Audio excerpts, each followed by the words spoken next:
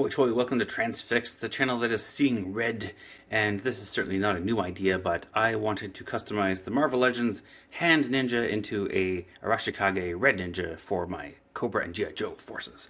And I did have the Foosh Articulated Icons Red Ninja here, which is pretty good. Using this hood and this sort of setup works pretty well, but the size is not quite right. We want it to scale with our classified figures, and I don't know if you can see. Sorry, this is still in the package, but these ninjas are a little bit smaller. It's not really coming through on camera, actually, but take my word for it. And it's pretty easy to do. I'm sure people have done this before, but I just want to show you how I did it because I just got these because they were on sale. So the things we're going to need for this are a source of heat. So heat gun would be preferred. Boiling water would work fine if you don't have that. We need a sharp X-Acto knife, hobby knife. Something to cut might be useful, but the knife will work fine. We're going to do a bit of hole filling and sculpting. So for that, we'll need some kind of putty or this stuff. I'm using this, I think this is actually just called green stuff. And this is a 2-part epoxy sculpting material that I've used, you can see on this one already. And we'll need a bit of paint to cover that up after. I haven't tried it yet, but this Citadel Mephiston Red seems to be a good match for that tone of red. So we're going to try that one when we get to that point. So as you can see, I've got two. This one I've already done. These pieces do come off. From the moment this figure was released, I was tempted to buy it, but I just didn't for whatever reason. I guess I went with the Foosh instead. And I was wondering how this was constructed, and that's the reason I'm doing this video, is to show you. So this skirt, you can just rip this off, basically. Well, let's show you on the other one. I already went ahead and did this, but it's only attached on this hip here. Oops, let's get this into frame. So only on this hip here, so you can just pull it off, and that's... there is a divide in the, I don't know what to call this, a skirt, I suppose. This is where there's a seam. I noticed the seam, and if I just applied some heat to it first, and then just started ripping it off, basically. And then on this one, I was a bit more careful. Once I started pulling it out, see, it's actually plugged into this part of the waist here. And there's a bit of this rubber piece just plugs into there. I guess it's welded together after that's plugged in. So when I was tearing it, and this time I just took the knife. That one I just ripped it off. This one, once I started tearing it, I just took the knife and cut this a bit more cleanly. And then you just use the hobby knife to clean up that area there. So this one I'm just going to have to paint over a little bit and fill this little hole. This looks like just a little hole from like an air bubble in the mold, I guess. I don't know. I guess that's fine because it was covered by the skirt. On this one it didn't have that hole. Just a divot there, and then I did rip a hole. I ripped more of the plastic skirt out. You can kind of see here how it was plugged in. So that's the remaining tab there. Half of it's still in there, and I just used that green stuff to fill it in. Now this 2-part epoxy, you just have to smoosh it together. This is pretty old, so it's kind of stiff and hard already. Giggity. I think it's a little softer when you buy it, if I recall correctly, but you just have to keep kneading the two pieces together to mix it, right? Folding it, what I did is I just folded it over, twisted it, folded it again until you get into the green color, because of course yellow and blue make green, and you want to have it like this, and then it should bond together. This is, I just put this on about an hour ago. It's still tacky, it's not hardened up yet. And then for the head, so the head is easy to remove. This part I can show you. May as well take this scabbard off as well. All I wanted to do was, we can just slice this open here just to make it easier, because this we want to pull apart. This is also molded into, not molded, but plugged into the head. And for some reason they have green eyes. I don't know why. The Foosh Red Ninja also has green eyes. Oh, I guess they're going for the Hand Ninja. Maybe they intended this to be a Hand Ninja as well, but yes. So we might need a bit of white paint if you want to paint those eyes to look a bit more human. So the reason I cut that is just to make it easier to peel off of the head. Not going to bother with this part on camera, but again, just apply heat to this and you can just peel it off and pop the head out. It's just easier when it's warm and soft, that's all. But underneath, it's going to have a channel that we need to fill with epoxy. So I'll just go ahead and do that now, and then I can show you what I'm talking about. Okay, so I've hit this for about 30 seconds in the heat gun, and it's nice and soft now, malleable. So we're going to just pull this back and pop this head out. It's glued on, and it's glued in to that channel. You can kind of see here. Let's see if this one is the same or different from the first one I did.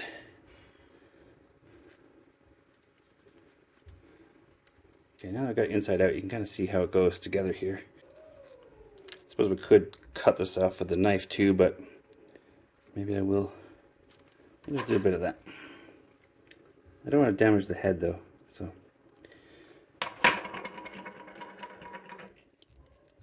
Of course you can keep the hood if you prefer it that way. I just want them to look like the Marvel Comics Red Ninjas, which did not have hoods. They just had the good old ninja mask on them. Yeah, so I'm just tearing the plastic. At this point I could cut it. Not gonna though.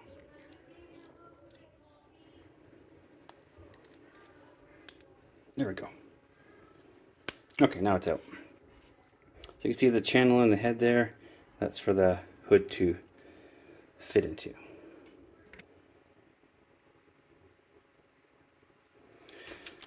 So again, I'm just going to use some of this to fill that in.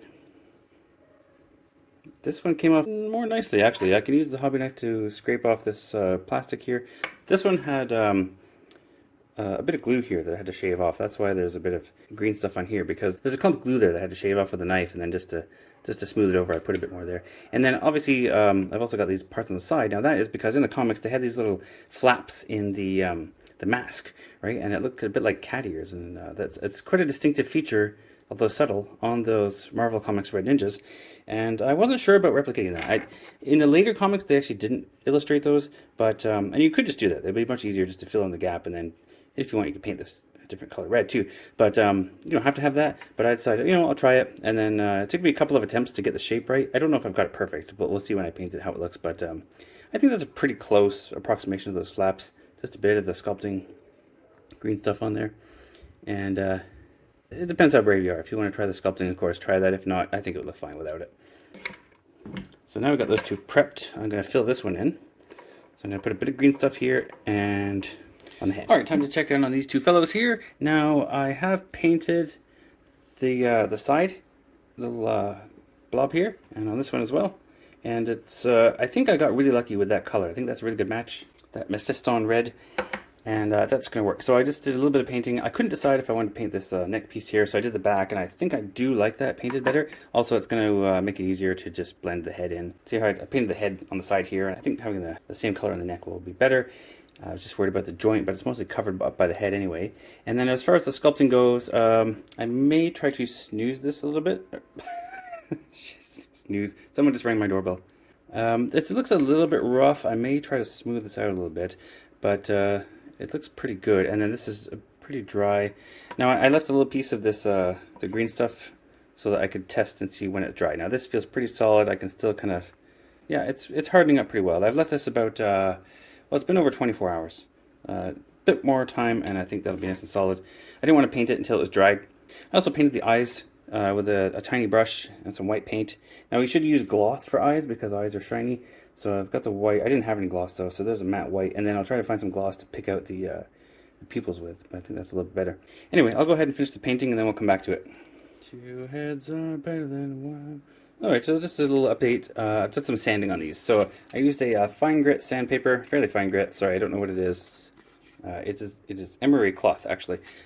Fine emery cloth. And just to smooth this out, because once I put the paint on, and that's why I did put the paint on at that point, to see the texture. It looked pretty rough, and I also wanted to get these little ear flap things to, I know they're not ears, but I wanted these to sort of blend more into the head sculpt rather than looking like they were tacked on as they actually were. So I used that, and then I also went over it again just to smooth it out with this automotive very fine sandpaper here, which is good for plastics. And I'm hoping that that will just smooth things out. Okay, almost done. This one is pretty much done. And then this one, I just got to finish painting the mask. I just did the outline. As long as you're careful, it was not too hard. And the eyeballs, I did put the pupils in here, and I suck at doing eyeballs. I can usually get one pupil in the right place, the other one's just going the wrong way. I thought I'd be smart and use this Gundam pen because it has a nice fine tip, and I could just dot in the eye, but that didn't really work, so I don't recommend that. Just use a very fine brush if you have to repaint pupils. Oh, I got some silver paint. Okay, so I'll fix that, finish the painting, and then we'll be done. Alright, so here is the finished product. These are my two custom Red Ninjas from the Marvel Legends Hand Ninjas, and I think I got really lucky with this paint, this Mephiston Red from Citadel Paints. It is a very close match. There may be better options out there, but I always love it when I can find the right tone of paint without having to mix, and I like it even better when I already own that color, so that was lucky.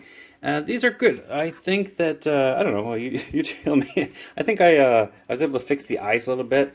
I think they're acceptable. I'm not great at painting in pupils, but I think that's good enough. I couldn't get right up to the skin. You can see a little bit of the plastic color just around the edge of the mask, and I think that's okay. I just consider it like a shadow, and I'm glad I did the sculpting. I think it's okay. So, the goal was the Marvel comic. I have the old comics, but I'm going to use this book because I don't care if it gets beat up.